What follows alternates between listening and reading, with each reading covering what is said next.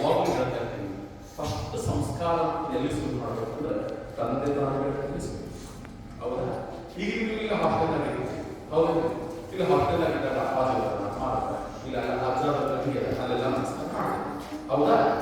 ಇನ್ನು ಮನೆಗೆ ಹೋಗ್ತಾನೆ ಅಲ್ಲಿ ಅಷ್ಟು ನಮಸ್ಕಾರ ಮಾಡ್ತೀವಿ ತಂದೆ ಯಾರಿಗೆ ಅವರು ನಾವು ಈ ಜನ್ಮ ಕೊಟ್ಟಿದ್ದಿಲ್ಲ ಅಂತ ನಾವು ಎಲ್ಲ ಬರ್ತೀವಿ ಇಲ್ಲ.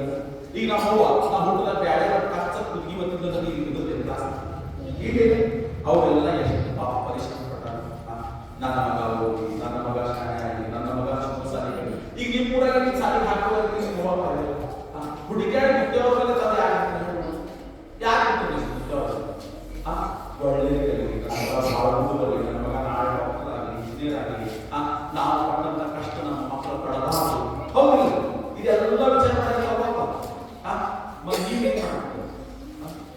ನೀವು ತಂದೆ ತಾಯಿಗಳು ಇಂಥ ನಮಗೆ ಸಿಕ್ಕಾಗ ಅವ್ರು ಹೆಂಗೆ ಮಾರ್ಗದರ್ಶನ ಹಾಕಿ ಕೊಟ್ಟಾರ ಹಂಗ ಹಂಗಬಹುದು.